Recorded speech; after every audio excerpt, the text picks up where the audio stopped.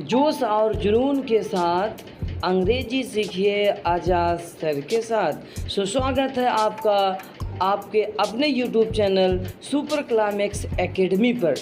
अगर ये वीडियो आपको पसंद आए तो आप एक प्यारा सा इस वीडियो पर लाइक दीजिएगा। अगर चैनल पर पहली बार आए हैं तो चैनल को सब्सक्राइब कर लीजिए और इसी तरीके से और वीडियो को देखने के लिए आप बेल आइकन के घंटी को दबा दीजिए, ताकि इसी प्रकार के जितने भी वीडियो हैं आप लोगों के बीच में लेकर के आओ और एक भी वीडियो आप मिस मत करिए। जी हाँ दोस्तों, आज मैं उपस्थित हुआ हूँ टेंस सीरीज़ का डे 2 लेकर के।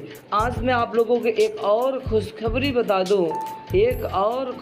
बता दूँ कि एजे क्लासेस, अगर आप मेरे ऑफलाइन क्लास में ज्वाइन होना चाहते हैं, ऑफलाइन क्लास में आकर पढ़ना चाहते हैं, तो उस क्लासेस का नाम है एजे क्लासेस टॉपर चॉइस। पता मैं आपको बता दूं, रखवा बेलवा चौराहा, मढ़ियाव, मछली शहर रोड। अगर आप ऑफलाइन क्लास जुड़ना चाहते हैं तो आप कांटेक्ट कर सकते हैं 85 76 072 121 पर। जी हाँ, बिल्कुल डायरेक्ट आपका वार्तालाप मुझसे ही होगा। तो डे 2 टेंस सीरीज के डे 2 में आपका स्वागत है। मैं आज आप लोगों को बताने वाला हूँ टेंस का डे 2 में मैं आप लोगों को क्या लेकर के आया हूँ, मैं आज आप लोगों को क्या बताने वाला हूँ। डे 2 में आप बहुत ही बेहतरीन चीज़ सीखने वाले हैं। इससे पहले मैं आप लोगों को टेंस क्या होता है, टेंस का इंट्रो बताया था कि टेंस क्या होता है, टेंस के डेफिनेशन क्या है, टेंस के प्रकार क्या हैं। मैं आपको बताया था टेंस के प्रकार के जो भेद होते हैं वो कितने होते हैं, वो क्या होते हैं, इससे पहले बताया गया है। अगर आप इससे पहले वाली वीडियो नहीं देखे हैं तो आपको डिस्क्रिप्शन में उस वीडियो का लिंक दे दिया जाएगा, आप चाहे तो जा कर के उस वीडियो को लिंक पर देख सकते हैं। तो without investing our important time, just we are going to start this session. जी हाँ दोस्तों, आज मैं आप लोगों को बताने वाला हूँ इससे पहले आप लोगों को बताया गया था कि टेंस 3 प्रकार के होते हैं, प्रेजेंट टेंस, पास्ट टेंस और फ्यूचर टेंस। तो उसी में से आज मैं आप लोगों को बताने वाला हूँ प्रेजेंट टेंस के बारे में। तो आइए अगले स्लाइड पर चलते हैं और उस स्लाइड में आपको मैं बता दूँ कि आज मैं आप लोगों को बताने वाला हूँ प्रेजेंट टेंस के बारे में। तो स्क्रीन पर आ चुका होगा प्रेजेंट टेंस, जिसको हम लोग बोलते हैं वर्तमान काल। जी हाँ दोस्तों, क्या बोलते हैं? वर्तमान काल। आज मैं आप लोगों को बताने वाला हूँ प्रेजेंट टेंस के बारे में। प्रेजेंट टेंस को हिंदी में बोलते हैं वर्तमान काल। ये तो हम लोग जानते हैं, इसको वर्तमान काल बोलते हैं। जो चल रहा हो उसी को हम लोग बोलते हैं प्रेजेंट टेंस। लेकिन इसका यूज हम लोग डेली लाइफ में कैसे करेंगे, कैसे पहचानेंगे, कैसे जान पाएंगे कि यही प्रेजेंट टेंस है। अच्छा, जान तो गए ये प्रेजेंट टेंस है, लेकिन ये कैसे पता करेंगे कि किस सब्जेक्ट के साथ कौन सा हेल्पिंग वर्ब लगाना है। तो आइए इन्हीं सभी चीज़ों के बारे में हम लोग बात करते हैं। आज मैं आप लोगों को पहले बता दूं कि रिकॉग्नाइजेशन को हिंदी में बोलते हैं पहचान। रिकॉग्नाइजेशन को हिंदी में बोलते हैं पहचान। और प्रेजेंट टेंस का पहचान होता है, हूँ और हो। है, हूँ, हो, ये प्रेजेंट टेंस का पहचान है। और मैं आपको बता दूं इसका हेल्पिंग वर्ब, यानी प्रेजेंट टेंस का हेल्पिंग वर्ब को हिंदी में बोलते हैं सहायक क्रिया। क्या बोलते जी? सहायक क्रिया बोलते हैं। ठीक है ना, कोई दिक्कत तो नहीं किसी को? चलिए देखते रहिए।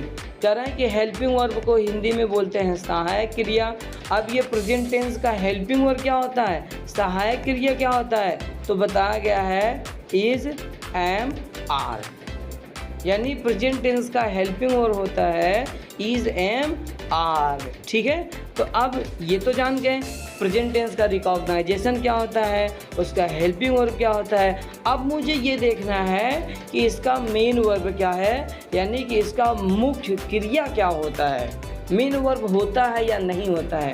तो पता ये चला कि इसमें मेन वर्ब होता ही नहीं है, इसमें मेन वर्ब नहीं होता है, यानी इसमें किसी भी प्रकार का कार्य नहीं होगा।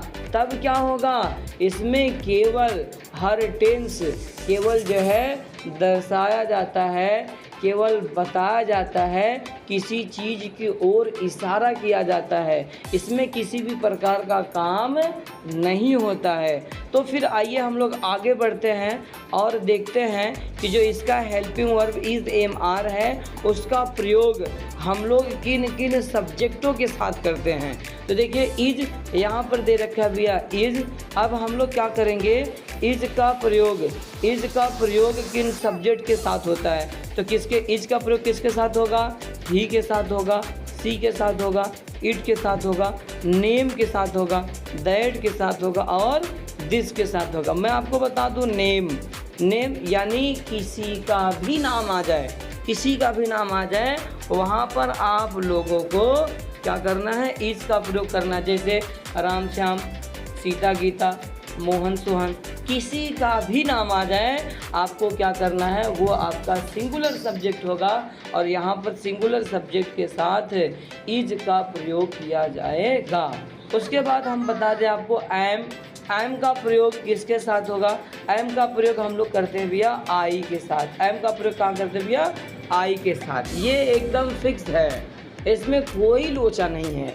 आप डायरेक्टली लगा सकते हैं, जहाँ पर क्या आएगा एम आएगा उसके जगह पर आपको आई लगाना है, यानी अगर सब्जेक्ट आपका आई आता है तो उसके साथ हेल्पिंग वर्ब क्या लगाया जाएगा, एम का प्रयोग किया जाएगा। अब हम लोग देखते हैं भैया आर के पास चलते हैं। किसके पास चलते हैं, आर के पास। तो आर का प्रयोग जो है, आर का प्रयोग हम लोग करते हैं किसके साथ करते हैं, पहले बता दें आपको यू के साथ किया जाता है, वी के साथ किया जाता है, दे के साथ किया जाता है, दीज के साथ किया जाता है, दोज के साथ किया जाता है और मोर देन वन नाउन के साथ किया जाता है। अब आप ये सोच रहे होंगे कि ये मोर देन वन नाउन क्या होता है। देखिए मोर का, देखिए यहाँ क्या होता है, नाउन का मतलब होता है संज्ञा, वन का मतलब होता है एक, देन का मतलब होता है से, मोर का मतलब होता है अधिक, यानी इनके कहने का मतलब एक ना क्या हो जाएगा, एक से अधिक संज्ञा। नाउन का मतलब भी होता है नेमिंग वर्ड। नाउन का मतलब देखो यहाँ ऊपर दे रखा है, नाउन का मतलब क्या होता है, नेमिंग वर्ड, यानी जहाँ कहीं एक से अधिक नाउन आ जाए, एक से अधिक नाम आ जाए तो वो आपका होता है प्लूरल सब्जेक्ट यानी कि बहुवचन। और जहाँ कहीं बहुवचन आएगा उसके साथ किसका प्रयोग करेंगे, हम लोग उसके साथ करेंगे भैया आर का प्रयोग। किसका प्रयोग करेंगे, आर का प्रयोग। मुझे उम्मीद है कि आप लोगों को यह समझ में आ गया होगा कि प्रेजेंट टेंस का रिकॉग्नाइजेशन क्या होता है, उसका हेल्पिंग वर्ब क्या होता है और उसका मेन वर्ब क्या होता है। अच्छा, जो उसका हेल्पिंग वर्ब है वो helping verb is am are का प्रयोग किन किन सब्जेक्टों के साथ किया जाता है, इस चीज़ को आप लोग भली भांति जान गए होंगे। अब एक पॉइंट आपको और सीखना है जो इस टेंस का एकदम समझ लो कि महत्वपूर्ण पॉइंट है, वो आपका है, वो क्या है भैया, वह है। यहाँ पे आपको मैं बताऊंगा कि आखिर वह को इंग्लिश में क्या क्या कहते हैं। आज हम लोग इसी को सीखेंगे कि आखिर यहाँ पर जो वह दिया है वह को इंग्लिश में कोई ही कह देता है, वह को इंग्लिश में कोई सी कह देता है, वह को इंग्लिश में कोई दैट कह देता है। ये कन्फर्म ही नहीं हो पाता है कि वह को इंग्लिश में आखिर कहेंगे क्या, कब ही कहेंगे, कब सी कहेंगे और कब दैट कहेंगे। तो आइए इसी को हम लोग सीखते हैं भैया। वह को इंग्लिश में हम जानते हैं ही भी कहते हैं, सी भी कहते हैं और दैट भी कहते हैं, लेकिन बताया जाता है कि वह को इंग्लिश में ही तब कहेंगे जब हमारा नाउन कोई व्यक्ति होगा। समझ में आया, वह को इंग्लिश में ही तब कहेंगे जब हमारा नाउन कोई व्यक्ति होगा, उसी प्रकार वह को इंग्लिश में सी तब कहेंगे जब हमारा नाउन क्या होगा, कोई स्त्री होगा, कोई औरत होगा। और वह को इंग्लिश में दैट तब कहते हैं जब नाउन हमारा कोई वस्तु होगा। जब नाउन हमारा कोई वस्तु होगा तो वह को इंग्लिश में क्या बोलते हैं, क्या बोलते हैं जी? हाँ, दैट बोलते हैं। और आपको तो पता ही है यहाँ पर जो आपका बेचारा नाउन दे रखा है, नाउन समझ रहे ना? नहीं, वो नाउन नहीं, नाउन का मतलब होता है भैया संज्ञा। नाउन मतलब क्या होता है, संज्ञा। और भैया इसको बोला जाता है नेमिंग वर्ड। ये क्या है आपका?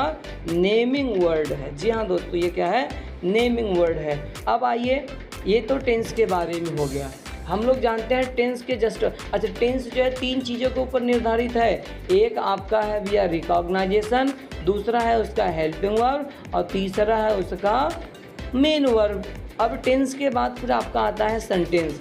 हम लोग जानते हैं दोस्तों कि सेंटेंस जो है वो 3 प्रकार के होते हैं। कौन कौन होते हैं? एक आपका होता है अफर्मेटिव सेंटेंस, एक आपका दूसरा आपका होता है नेगेटिव सेंटेंस और तीसरा आपका होता है इंट्रागेटिव सेंटेंस। अच्छा, ये भी बताया गया है कि हर इंट्रागेटिव सेंटेंस में 2 रूल होते हैं। एक फर्स्ट रूल होता है और एक सेकेंड रूल होता है। अब ये फर्स्ट रूल क्या होता है और सेकेंड रूल क्या होता है, ये हम लोग आगे देखेंगे। तो आइए अब हम लोग जो है इसके अगले स्लाइड पर चलते हैं और सीखते हैं कि आखिर अफर्मेटिव सेंटेंस क्या होता है। तो दोस्तों हम लोग आ गए हैं अफर्मेटिव सेंटेंस, जिसको हिंदी में बोलते हैं साधारण वाक्य। ठीक है, अफर्मेटिव सेंटेंस जिसको हिंदी में क्या बोलते हैं? हिंदी में बोलते हैं साधारण वाक्य। ठीक है। अच्छा, ये क्या होता है? साधारण वाक्य यानी अफर्मेटिव सेंटेंस। साधारण यानी एकदम सीधा साधा हो, न तो किसी भी प्रकार का प्रश्न पूछे और ना ही कभी अपने जीवन में ना ही बोले। ये केवल कुछ कहोगे तो केवल कहेंगे हाँ, कहेंगे तुम राम हो तो कहेंगे हाँ, कहेंगे तुम श्याम हो तो कहेंगे हाँ। ये कभी नकारते नहीं हैं और ना ही कभी किसी से प्रश्न करते हैं कि तुम मुझे राम क्यों कह रहे हो, तुम मुझे श्याम क्यों कह रहे हो, बिल्कुल भी नहीं। ये बहुत ही साधारण है भैया, समझ में आ गया। चलिए अब हम लोग जो है बढ़ते हैं, आखिर अफर्मेटिव सेंटेंस को ट्रांसलेट कैसे करेंगे। ट्रांसलेट करने के लिए कोई रास्ता तो होना चाहिए ना, तो ऐसे ही इसका रास्ता बनाया गया है, उसको हम लोग बोलते हैं स्ट्रक्चर। स्ट्रक्चर को हिंदी में बोलते हैं संरचना। क्या बोलते जी? संरचना बोलते हैं। मुझे उम्मीद है कि आप लोगों को अच्छे से समझ में आ रहा होगा। ठीक है, तो चलिए देखते हैं स्ट्रक्चर यानी कि हम लोग क्या बोलते हैं, इसको बोलते हैं भैया संरचना।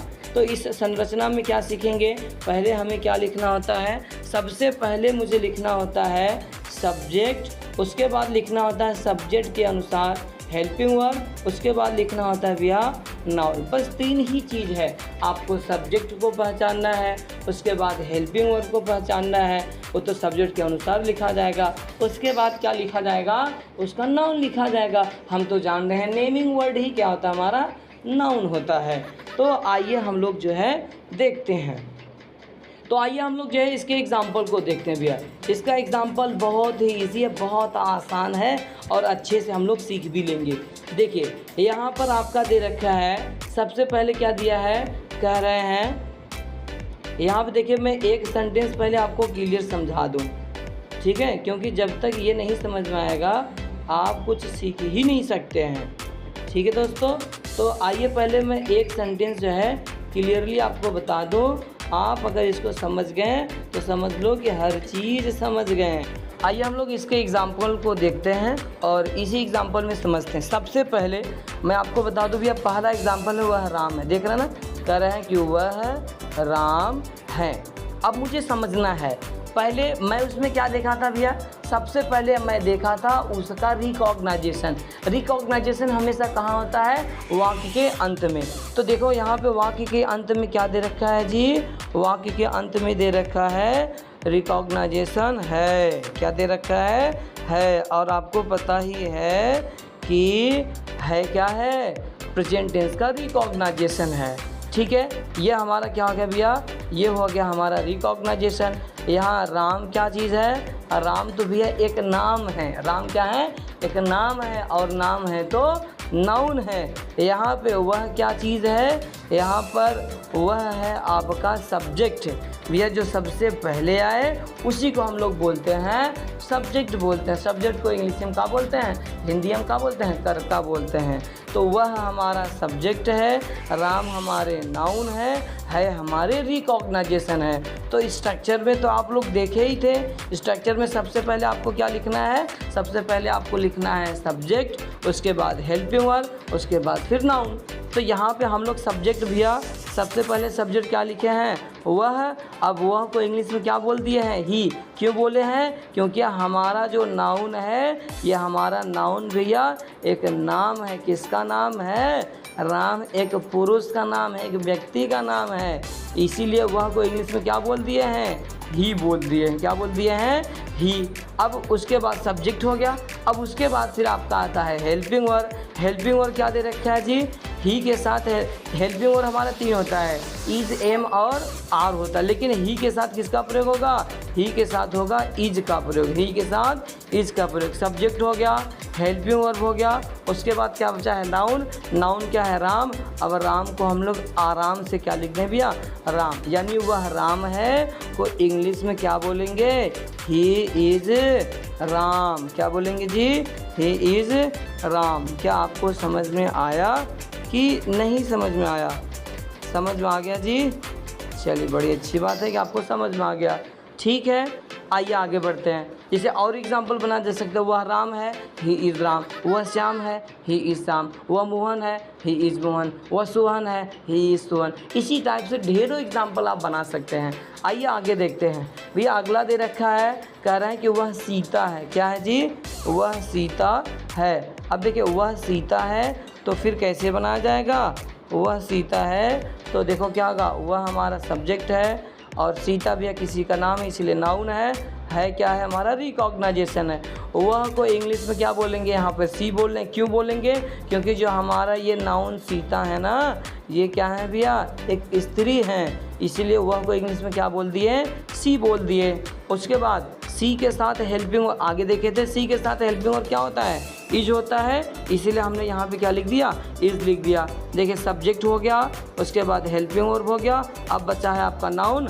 नाउन कौन है, सीता है, तो देखिए सीता की जगह पे सीता लिख दिया गया।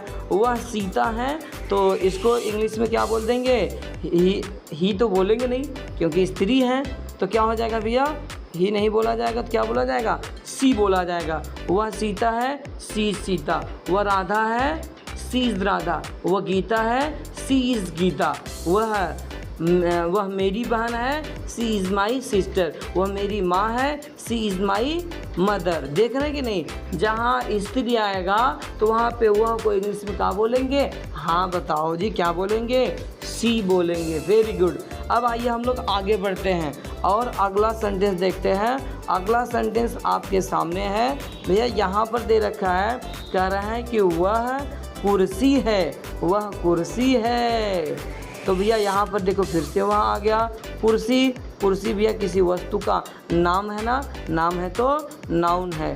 यहाँ पे आ गया भैया अंत में है हमारा क्या है, रिकॉग्नाइजेशन है, ठीक है ना। तो यहाँ पे भैया वह कुर्सी है तो क्या हो जाएगा, यहाँ पर वह को इंग्लिश में दैट बोलें। क्यों, क्योंकि कुर्सी एक वस्तु है और जब वस्तु होगा तो वह को इंग्लिश में दैट बोलेंगे। वह कुर्सी है तो क्या हो जाएगा, दैट इज चेयर। मुझे उम्मीद है कि आप लोगों को बहुत ही अच्छे तरीके से बनाने आ गया है। अब आइए एग्जाम्पल को तेज़ी के साथ हम लोग ट्रांसलेट करते हैं, कर लेंगे ना, वेरी गुड। तो आइए हम लोग जो है इसको ट्रांसलेट करते हैं। दिया है अगला एग्जाम्पल, कह रहे हैं कि वह ना क्या दिया है, कह रहे हैं कि मेरा भाई डॉक्टर है। क्या मेरा भाई डॉक्टर है, तो क्या बन जाएगा भैया, माई ब्रदर इज़ डॉक्टर। यानी मेरा भाई डॉक्टर है, माई ब्रदर इज़ डॉक्टर। कह रहे हैं कि वह मेरा भाई है ना, क्या कर रहे हैं, वह मेरा भाई है। अब वह मेरा भाई है तो क्या हो जाएगा, ही इज़ माई ब्रदर। वह आपका मैं आपका दुश्मन हूँ, तो क्या हो जाएगा, आई के साथ तो एम का प्रयोग होगा, तो क्या हो जाएगा, आई एम योर एनिमी। कह रहे हैं अगला एग्जाम्पल दिया कह रहा है कि मैं अपने भाई के साथ हूँ। आई एम, यहाँ देखिए विथ क्या है, यह एक प्रीपोजिशन है। प्रीपोजिशन का प्रयोग कहाँ करते हैं, हमेशा नाउन से पहले करते हैं। प्रीपोजिशन का प्रयोग कहाँ करते हैं जी, हमेशा नाउन से पहले करते हैं। तो कह रहा है कि मैं अपने भाई के साथ हूँ, तो क्या हो जाएगा, I am with my brother. ठीक है ना, I am with my brother. ठीक है, तो चलिए अगले सेंटेंस की तरफ देखते हैं।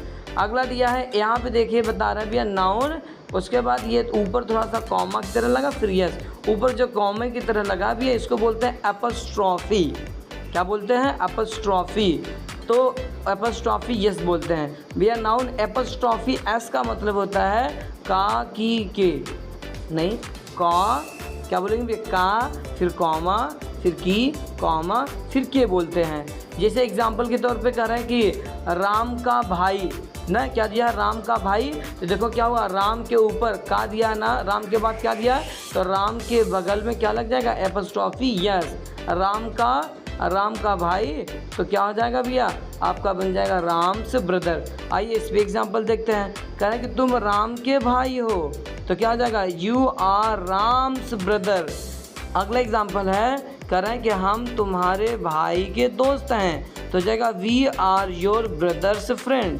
क्या आ जाएगा, we are your brother's friend. उम्मीद है कि समझ में आया होगा। आइए जो है आगे बढ़ते हैं। कहें कि तुम बंदर की तरह हो, या की तरह को इंग्लिश में बोलते हैं लाइक। क्या बोलते हैं जी, लाइक मतलब की तरह। कहें तुम बंदर की तरह हो, you are like monkey, you are like monkey. मैं कह दूँ कि तुम डॉक्टर की तरह हो, यू आर लाइक डॉक्टर। तुम अंबेडकर की तरह हो, यू आर अंबेडकर। समझ रहे कि नहीं, इसी टाइप से ढेरों एग्जाम्पल बनाए जा सकते हैं। अगला एग्जाम्पल दिया है, कह रहे हैं कि तुम ना, अगला एग्जाम्पल कहा है राम का भाई मेरे दोस्त की तरह है। क्या है, राम का भाई मेरे दोस्त की तरह है, तो क्या हो जाएगा, राम का भाई ये सब्जेक्ट होगा, तो क्या हो जाएगा भैया, राम्स ब्रदर। अब राम्स ब्रदर सिंगुलर है तो क्या हो जाएगा, इज। कह Ram's brother is like my friend. Ram का भाई मेरे दोस्त की तरह है, राम्स ब्रदर ना, क्या होगा, Ram's brother is like my friend. तो मुझे उम्मीद है कि आप लोगों को यह अफर्मेटिव सेंटेंस समझ में आया होगा। आइए अब हम लोग जो है इसके अफर्मेटिव तो ख़त्म हो गया, अब हम लोग देखते हैं इसका निगेटिव पार्ट और इंट्रागेटिव पार्ट। तो हम लोग भैया इसके निगेटिव और इंट्रागेटिव पार्ट को हम लोग देखेंगे अगले पार्ट में, यानी डे 3 में। तो मुझे उम्मीद है कि आज का यह वीडियो आप लोगों को अच्छा लगा होगा, और यह वीडियो आप लोग लाइक करेंगे, चैनल को सब्सक्राइब करेंगे। अगर आप सीख लिए हैं तो अपने दोस्तों को भी सीखने का मौका दीजिए, कहने का मतलब उनको शेयर करिए। तो इस वीडियो को भी ज़्यादा से ज़्यादा शेयर करिए।